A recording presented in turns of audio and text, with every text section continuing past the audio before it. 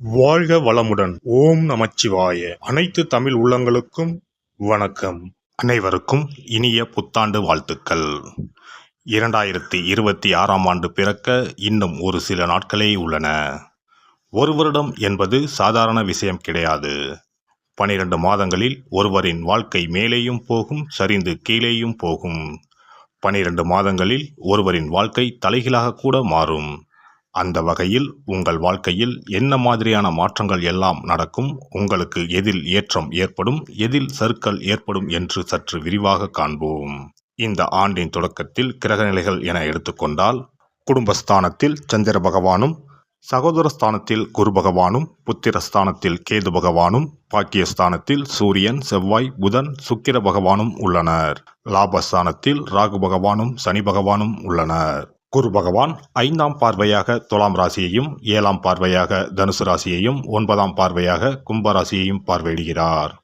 சனி பகவான் 3ஆம் பார்வையாக மேச ராசியையும், 7ஆம் பார்வையாக சிம்ம ராசியையும், 10ஆம் பார்வையாக விருச்சிக ராசியையும் பார்வையிடுகிறார். இந்த கிரகங்களின் அமைப்பு மற்றும் பார்வையினால் உங்கள் வாழ்வில் ஏற்படும் சுப மற்றும் அசுப பலன் என்ன என்பதனையும், அசுப பலன் ஏற்படுமாயின் ராசிக்காரர்கள் செய்ய வேண்டிய பரிகாரம் என்ன, வழிபட வேண்டிய தெய்வம் யார் என்பதனை பற்றியும் முழுமையாக காண்போம். பிறக்கப் போகும் இந்த புது வருடம் உங்கள் வாழ்வில் வளமும் நலமும் செல்வ செழிப்பும் பெற்று வாழ்வில் உயரிய நிலையை அடைய எல்லாம் வல்ல எம்பெருமானை வேண்டி விரும்பி கேட்டுக்கொள்கிறேன். விருச்சிக ராசி அன்பர்களே, இந்த ஆண்டு மனதில் புதுவிதமான தன்னம்பிக்கையுடன் செயல்பட்டு வெற்றி காண்பீர்கள். குடும்ப உறுப்பினர்களின் எண்ணங்களை புரிந்து கொள்வீர்கள். வழக்கு விவகாரத்தில் பொறுமையாக இருப்பது நல்லது. புது வீடு மற்றும் மனை வாங்கும் சூழல் உண்டாகும். பொழுதுபோக்கு உபகரணங்களால் கையிருப்புகள் குறையும். இனம் புரியாத சில சிந்தனைகளால் மன அழுத்தங்களுக்கு அவ்வப்போது ஆளாகுவீர்கள். ஆன்மீகத்தில் நாட்டம் அதிகரிக்கும். தர்ம காரியங்களில் ஈடுபடுவீர்கள். பொது நம்பிக்கையுடன் எதிலும் செயல்படுவீர்கள். வீட்டின் தேவைகளை நிறைவேற்றி வைப்பீர்கள். நிலுவையில் இருந்து வந்த தன வரவுகள் கிடைப்பதற்கான வாய்ப்புகள் சாதகமாக அமையும். மூத்த சகோதரர்களின் ஆதரவு சாதகமாக இருக்கும். உத்தியோகஸ்தர்களுக்கு இந்த ஆண்டு போட்டித் தேர்வுகளில் பங்கு பெற்று பதவி உயர்வுக்கான சூழ்நிலைகளும் சாதகமாக அமையும். புதிய வேலை நிமித்தமான முயற்சிகள் கைகூடும். எழுத்து துறைகளில் இருப்பவர்களுக்கு சாதகமான சூழல்கள் அமையும். கடன் சார்ந்து இருந்து வந்த பிரச்சனைகள் எதிர்பாராத விதத்தில் அகலும். முக்கிய கோப்புகளில் கவனம் வேண்டும். வியாபாரத்தை பொறுத்தவரை இந்த ஆண்டு புதுவிதமான சில மாற்றங்களை செய்வதற்கான சூழல்கள் உருவாகும். வாடிக்கையாளர்கள் வழியில் ஒத்துழைப்புகள் மேம்படும். தொழில்நுட்ப விஷயங்களில் இருப்பவர்களுக்கு லாபம் அதிகரிக்கும். அழகு சாதன துறைகளில் விவேகம் வேண்டும். கொடுக்கல் வாங்கலில் இருப்பவர்களுக்கு முன்னேற்றம் உண்டாகும். பெண்களை பொறுத்தவரை இந்த ஆண்டு எதிர்பாராத சில வரவுகள் மூலம் கையிருப்புகள் அதிகரிக்கும். விலை உயர்ந்த பொருட்களின் சேர்க்கை அமையும். துணைவரின் தேவைகளை சூழ்நிலை அறிந்து நிறைவேற்றி வைப்பீர்கள். மனதிற்கு மகிழ்ச்சியான செய்திகள் கிடைக்கும். குடும்பத்தில் புதிய நபர்களின் வருகையால் சில மாற்றங்கள் உருவாகும். அரசியல்வாதிகளை பொறுத்தவரை இந்த ஆண்டு துறை சார்ந்த சில புரிதல்கள் உருவாகும். உயர் பொறுப்பில் இருப்பவர்களின் எண்ணங்களை புரிந்து செயல்படுவீர்கள். வித்தியாசமான சில முயற்சிகள் மூலம் நினைத்ததை முடித்துக் கொள்வதற்கான வாய்ப்புகளை உருவாக்கிக் கொள்வீர்கள். கலைத்துறையில் இருப்பவர்களுக்கு இந்த ஆண்டு பயண வாய்ப்புகள் சாதகமாக அமையும். தற்காப்பு கலைகளில் புதிய இலக்குகளை அடைவீர்கள். எழுத்து துறைகளில் சில முன்னேற்றம் உண்டாகும். புதிய தொழில்நுட்பங்களை சூழ்நிலைக்கு ஏற்ப பயன்படுத்தி மாற்றங்களை உருவாக்குவீர்கள். மாணவர்களை பொறுத்தவரை கல்வியில் சாதகமான சூழல்கள் உருவாகும். நல்ல மதிப்பெண்களை பெறுவீர்கள். திறமைக்கு உண்டான வாய்ப்புகள் ஏற்படும். வித்தியாசமான சிந்தனைகள் மற்றும் அணுகுமுறைகள் மூலம் மேல்நிலை கல்வியில் முன்னேற்றத்தை அடைவீர்கள். பேச்சு திறமைகள் மூலம் பலரின் பாராட்டுகளையும் அறிமுகங்களையும் பெறுவீர்கள். இந்த வருட கிரக அமைப்புகள் அடிப்படையில் விருச்சிக ராசி அன்பர்களுக்கு மனதளவில் புதுவிதமான இலக்குகள் பிறக்கும். புதிய செல்வ சேர்க்கைக்கான வாய்ப்புகள் உருவாகும். விருச்சிக ராசி அன்பர்களே, கொடுக்கல் வாங்கல் விஷயங்களில் சற்று கவனம் வேண்டும். வாழ்க்கை துணையிடத்தில் விட்டு கொடுத்து செல்லவும். வெள்ளிக்கிழமை தோறும் ஆனந்தவள்ளி தாயாரை வழிபாடு செய்து வர சுபகாரியங்களில் இருந்து வந்த தாமதங்கள் மறையும். சிறப்பு தொகுப்பு. புத்தாண்டு அன்று செல்வம் பெருக நாம் என்ன செய்ய வேண்டும் என்பதனை பற்றி காண்போம். புத்தாண்டு அன்று நாம் சில விஷயங்களை செய்வதன் மூலம் வீட்டில் செல்வ செழிப்பும் அதிர்ஷ்டமும் மகாலட்சுமி கடாட்சமும் உண்டாகும். ஆகையால் புத்தாண்டு அன்று அதிர்ஷ்டம் தரக்கூடிய வகையில் சில விஷயங்களை கட்டாயம் செய்ய வேண்டும். இன்னும் சில நாட்களில் 2026ஆம் ஆண்டு பிறக்கப் போகிறது. அதாவது ஜனவரி 1/1/2026 அன்று கோவிலுக்கு செல்வது, தானம் செய்வது, புது ஆடை அணிவது மற்றும் வீட்டிற்கு தேவையான பொருட்களை வாங்குவது என பலவற்றை செய்வதன் மூலம் நற்பலன்களை பெற முடியும். பொதுவாக பெரும்பாலான வீடுகளில் எதிர்மறையான எண்ணங்கள் எப்போதும் இருந்து கொண்டே இருக்கும். இதனால் வீட்டில் அதிர்ஷ்டம் என்பதே இருக்காது.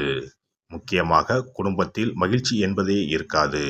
இவை அனைத்திற்கும் தீர்வு கடவுள் வழிபாடு ஒன்றே ஆகும். கடவுளுக்கு உரிய பொருட்களை வாங்கி வழிபடுவதன் மூலம் வீட்டில் நேர்மறை ஆற்றல் பெருகி குடும்பத்தில் மகிழ்ச்சியும் செல்வ செழிப்பும் உண்டாகும்.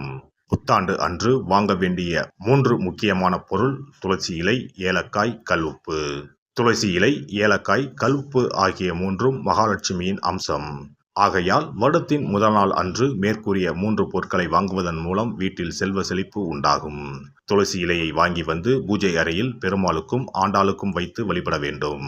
அடுத்து ஏலக்காய் வாங்கி வந்து பூஜை அறையில் விளக்கின் அருகில் வைத்து வழிபட வேண்டும். செல்வ செழிப்பு உண்டாக்குவதில் கல்உப்பு முக்கியமான பொருளாகும். ஆகையால் கல்உப்பை வாங்கி கட்டாயமாக பூஜை அறையில் வைத்து வழிபட வேண்டும்.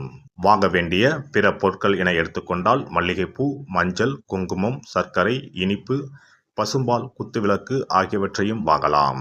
புத்தாண்டு அன்று அதிகாலை எழுந்து குளித்து பிரம்ம முகூர்த்தத்தில் பூஜை அறையில் விளக்கேற்றி வழிபட வேண்டும். அடுத்து கோவிலுக்கு சென்று அபிஷேக பொருள் வாங்கி கொடுத்து தரிசனம் செய்ய வேண்டும். முக்கியமாக புத்தாண்டு அன்று ஏழை எளியவர்களுக்கு தானம் செய்ய வேண்டும். மேலும் அறுசுவை உணவுகளை சமைத்து கடவுளுக்கு படையலிட்டு வழிபடுவது நல்லது. புத்தாண்டு அன்று பிறருக்கு கடன் தரக்கூடாது. நல்ல நாட்கள் மற்றும் விசேஷ நாட்களில் பிறருக்கு கடன் கொடுப்பதன் மூலம் வீட்டில் அதிர்ஷ்டம் குறையும். ஆகையால் சுப நாட்களில் பிறருக்கு கடன் அளிப்பதை முற்றிலும் தவிர்த்து விடுங்கள். புத்தாண்டில் நமக்கு நன்மைகள் அதிகம் நடைபெற வேண்டும். 2025ஆம் ஆண்டில் சந்தித்த பிரச்சனைகள், துன்பங்கள், போராட்டங்கள், கஷ்டங்கள் ஆகியவற்றில் இருந்து விடுபட வேண்டும் என்பதே அனைவரின் விருப்பம். புத்தாண்டு பிறப்பதற்கு முன் எந்தெந்த பொருட்களை நம்முடைய வீட்டில் இருந்து அகற்ற வேண்டும், இவற்றை வீட்டில் வைத்திருப்பதால் என்னென்ன பாதிப்புகள் ஏற்படும் என்பதையும், இவற்றை அகற்றுவதால் புத்தாண்டில் என்னென்ன நன்மைகளை பெற முடியும் என்பதை பற்றியும் தெரிந்து கொள்வோம். வீட்டில் இருந்து உடைந்த அல்லது சேதமடைந்த பொருட்களை அகற்றுவதால் துர் அதிர்ஷ்டங்கள் ஏற்படுவதில் இருந்து விடுபடலாம். இவைகள் எதிர்மறை ஆற்றல்களை எளிதில் ஏற்கக்கூடியவையாகும். உடைந்த பொருட்கள், பழுதான சாதனங்கள், விரிசல் விழுந்த கண்ணாடி, உடைந்த நாற்காலி ஆகியவற்றை வீட்டில் இருந்து அப்புறப்படுத்திவிட்டு புதியவற்றை வாங்கலாம். நல்ல நிலையில் இருக்கும் பொருட்களாக மாற்றுவதால் வளர்ச்சி, நேர்மறை ஆற்றல்கள் ஏற்படும். பழைய துணிகள், புத்தகங்கள், பாத்திரங்கள் ஆகியவற்றை வீட்டில் இருந்து வெளியேற்றி விடலாம். வேறு யாருக்காவது தானமாகவும் அல்லது மறுசுழற்சி முறையில் பயன்படுத்தக்கூடியதாகவும் மாற்றி அமைக்கலாம். இதனால் நேர்மறையான விஷயங்கள் எப்போதும் வீட்டில் நடந்து கொண்டே இருக்கும். தேங்கிய நீர், காய்ந்த பூக்கள் ஆகியவற்றை வீட்டில் இருந்து தூக்கி எறிவதால் எதிர்மறை ஆற்றல்கள் வீட்டில் பரவுவதை தடுக்கலாம். புதிதாக இருக்கும் மலர்கள், புதிய தண்ணீர் ஆகியவற்றால் வீட்டில் எப்போதும் புத்துணர்ச்சி நிறைந்திருக்கும், மகிழ்ச்சி மலரும். காலாவதியான உணவுப் பொருட்கள், மருந்துகள், அழகு சாதன பொருட்களை வீட்டில் வைத்திருப்பதால் வீட்டில் தேக்க நிலை, எதிர்மறையான சூழல் இருந்து கொண்டே இருக்கும். இதனால் வீட்டில் அடிக்கடி நோய்களும் வந்து கொண்டே இருக்கும். ஆரோக்கியமான சூழலை வீட்டில் உருவாக்கவும், புதிய வாய்ப்புகள், நல்ல விஷயங்கள் தேடி வருவதற்கும் காலாவதியான பொருட்களை அகற்றிவிட்டு சுத்தமான காற்று, ஆற்றல் வந்து செல்லும் வகையில் வீட்டை காற்றோட்டம் உள்ளதாக வைத்திருக்க வேண்டும். எல்லாம் வல்ல இறையருளால் நீங்களும் உங்கள் அன்பு குடும்பமும் உடல் நலம், நீலாயுள், நிறை செல்வம், உயர் புகழ், மெய்ஞானம் ஓங்கி வாழ்க வளமுடன். இந்த வீடியோ பதிவு உங்களுக்கு பிடித்திருந்தால் லைக் பண்ணுங்க, கமெண்ட் பண்ணுங்க, ஷேர் பண்ணுங்க, மறக்காம சப்ஸ்கிரைப் பண்ணுங்க, பக்கத்துல இருக்கிற பெல் பட்டனை கிளிக் பண்ணுங்க. நன்றி, வணக்கம். ஓம் நமச்சிவாய. சிவாய நம.